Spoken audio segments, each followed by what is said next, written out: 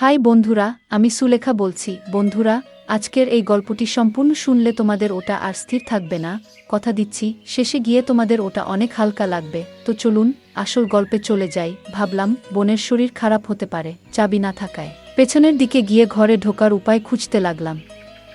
পেছনের রান্নাঘরের জানালা খোলা দেখে একটু স্বস্তি পেলাম। জানালা দিয়ে ঢুকে পড়লাম আর বুঝতে পারলাম বোনের ঘর থেকে কিছু অদ্ভুত আওয়াজ আসছে। দরজা সামান্য খোলা ছিল, তাকিয়ে যা দেখলাম তা দেখা উচিত ছিল না। ফিরে যেতে চাইলাম, কারণ যদি তারা জানে যে আমি এভাবে ঢুকে পড়েছি তবে তারা বিব্রত হবে। তাই আমি ভাবলাম কিছুক্ষণ বাইরে কাটিয়ে আসি। যে কোনো রেস্টুরেন্টে গিয়ে 2-3 ঘন্টা অপেক্ষা করলাম, যাতে তারা তাদের মুহূর্তগুলো উপভোগ করতে পারে। আমার বোন দেখতে অনেক সুন্দর, শরীরের গঠন ছিল অনেক আকর্ষণীয়, যে কেউ তাকে দেখলে শুধু চেয়েই থাকে। বিয়ের পরেও মনে হচ্ছে সে আরও বেশি আকর্ষণীয় ও সুন্দর হয়েছে। আমার গল্পগুলো তোমরা শুনো, কিন্তু সাবস্ক্রাইব করো না দয়া করে।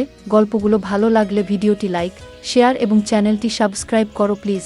5 মাস চাকরি করার পর আমি বদলি হয়ে আমার বোন এবং দুলাভাইয়ের কাছে গেলাম। তাদের সঙ্গে দেখা করে আমি খুব খুশি হয়েছিলাম। দুলাভাইয়ের সঙ্গে আমার বন্ধুত্বপূর্ণ সম্পর্ক ছিল এবং বোনের সঙ্গে ভালো সময় কাটত। 3-4 দিনের মধ্যে সব জিনিসপত্র নিয়ে ওদের কাছে চলে এলাম। এরপর আমাকে একটি মিটিংয়ের জন্য অন্য শহরে যেতে হলো। কিছু জিনিসপত্র নিয়ে রওনা দিলাম এবং বোনকে জানালাম যে 4 দিন পর ফিরে আসব। যখন ফ্লাইটে উঠতে যাচ্ছিলাম, আমার বস জানালেন যে বিদেশি ক্লায়েন্টরা খারাপ আবহাওয়ার কারণে তাদের ফ্লাইট বাতিল করেছে। ফলে মিটিংও বাতিল হয়ে গেছে। বাড়ি ফিরে দেখি দরজা ভেতর থেকে বন্ধ। অনেকক্ষণ বেল বাজালাম, কিন্তু কেউ দরজা খুলল না। মনে হলো কিছু একটা সমস্যা হয়েছে। দরজা খোলার চেষ্টা করতে থাকলাম। আমি দরজায় টোকা দিতে থাকলাম, কিন্তু কেউ খুলছে না। একটু চিন্তিত হলাম, কারণ আমার বোন হয়তো একাই ছিল, আর জামাইও প্রায়ই কাজে বাইরে থাকে। ছেলেমেয়েরা হয়তো স্কুলে। ভাবলাম বোনের শরীর খারাপ হতে পারে। চাবি না থাকায় পেছনের দিকে গিয়ে ঘরে ঢোকার উপায় খুঁজতে লাগলাম। পেছনে রান্নাঘরের জানালা খোলা দেখে একটু স্বস্তি পেলাম। জানালা দিয়ে ঢুকে পড়লাম। ভেতরে ঢুকে টেবিলে কিছু দেখতে পেলাম না, আর বোনের ঘর থেকে কিছু অদ্ভুত আওয়াজ আসছে।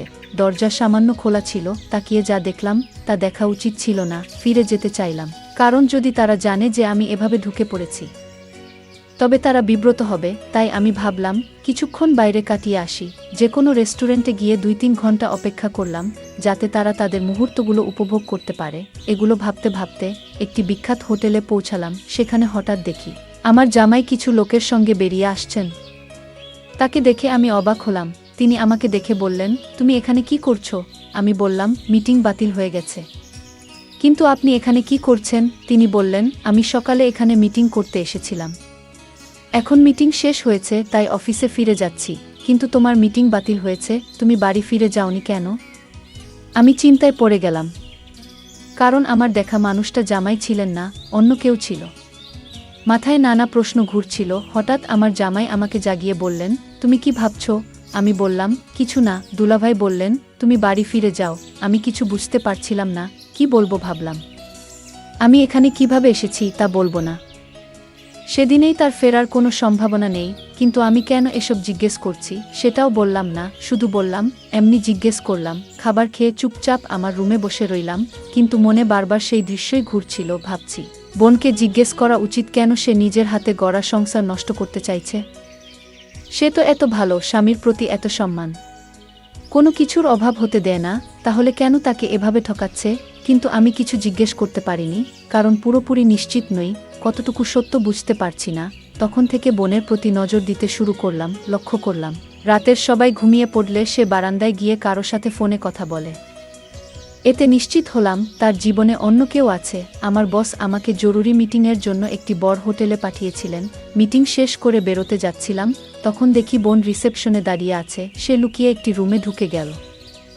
আমি নিচে অপেক্ষা করতে লাগলাম। প্রায় 2 ঘন্টা পর সেই রুম থেকে একজন লোক বের হলো। তাকে আগে কখনো দেখিনি। লোকটা চলে যাওয়ার পর বোনও হোটেলের বাইরে দাঁড়িয়ে রইল। কিছুক্ষণ পর একটা ট্যাক্সি এলো, আর বোন তাতে উঠে চলে গেল। আমিও আরেকটা ট্যাক্সি ডেকে তার ট্যাক্সিকে অনুসরণ করতে বললাম।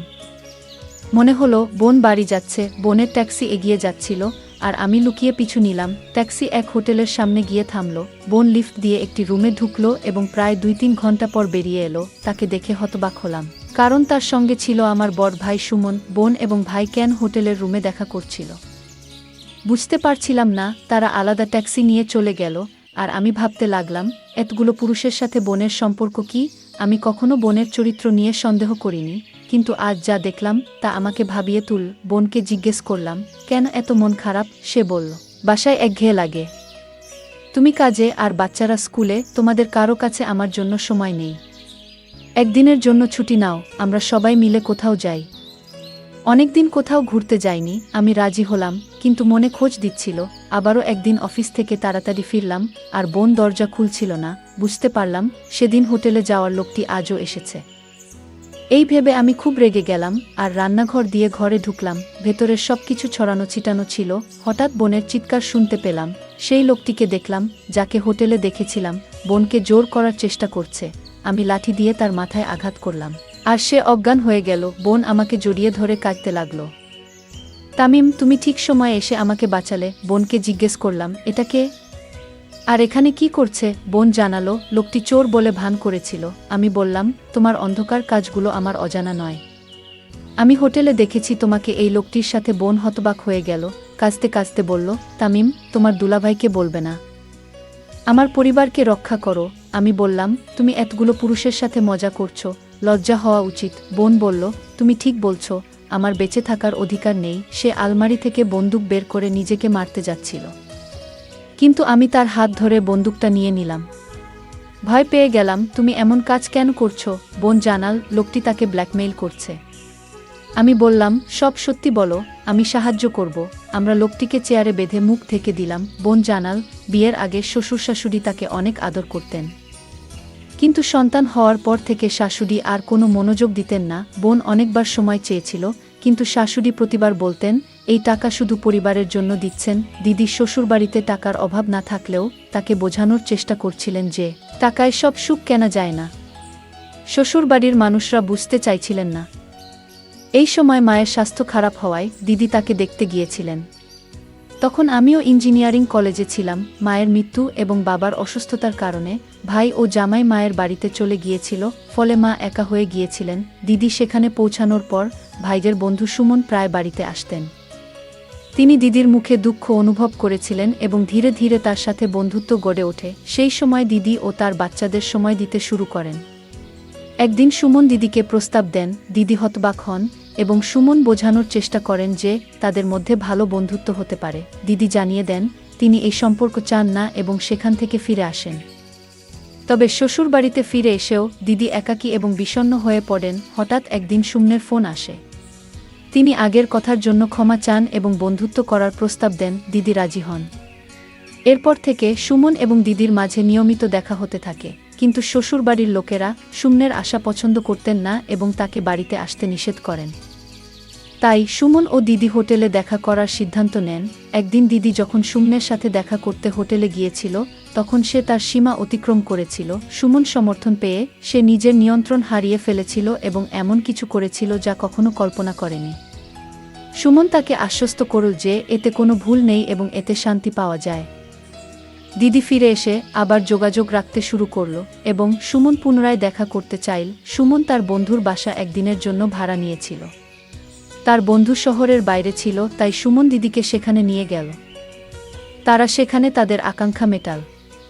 ফিরে এসে দিদি আবার তার দৈনন্দিন জীবনে ব্যস্ত হয়ে পড়ে। একদিন সুমনের ফোন আসে এবং সে জানায় তার বন্ধু কুমার একটি ভিডিও তৈরি করেছে। কুমার তাদের শেষবারের সাক্ষাতে একটি ক্যামেরা বসিয়ে ভিডিও রেকর্ড করেছিল। এখন সে সুমনকে ব্ল্যাকমেইল করছে।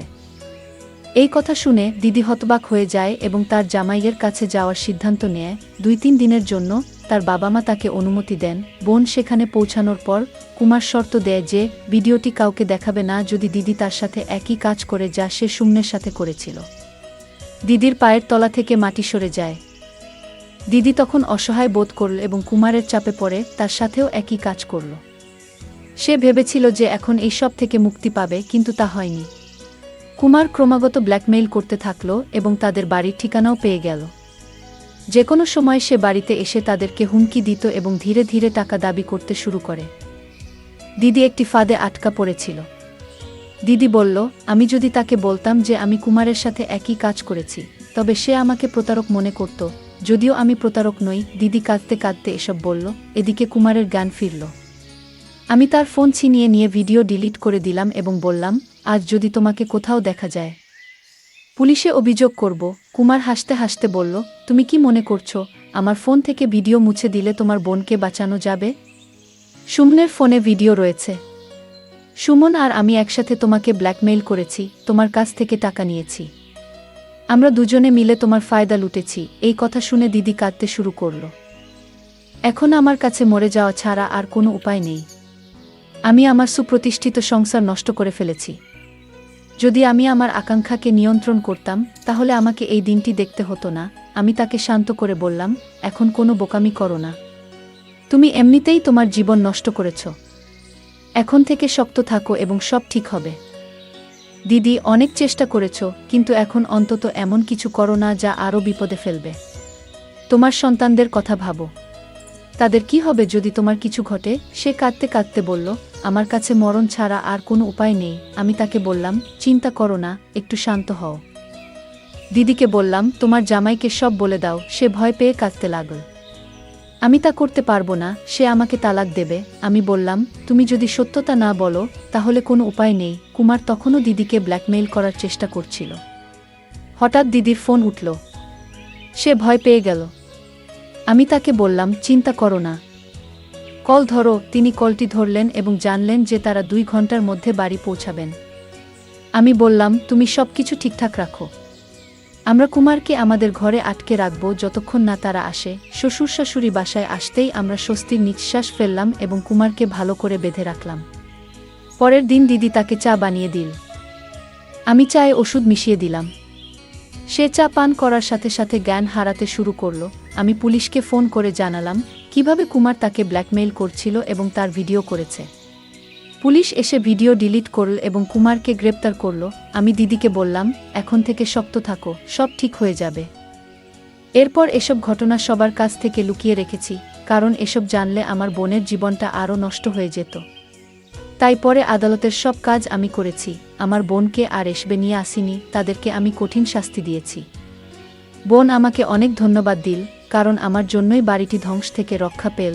সে প্রতিশ্রুতি দিয়েছিল যে এবার থেকে সে শুধু তার সন্তানদের দিকে মনোনিবেশ করবে। গল্পটা কেমন লাগলো জানাতে ভুলবে না। আরও মজার মজার রোমান্টিক গল্প শুনতে চাইলে ভিডিওটি লাইক, শেয়ার এবং চ্যানেলটি সাবস্ক্রাইব করতে এবং বেল আইকনটি টিপতে ভুলবে না। ধন্যবাদ।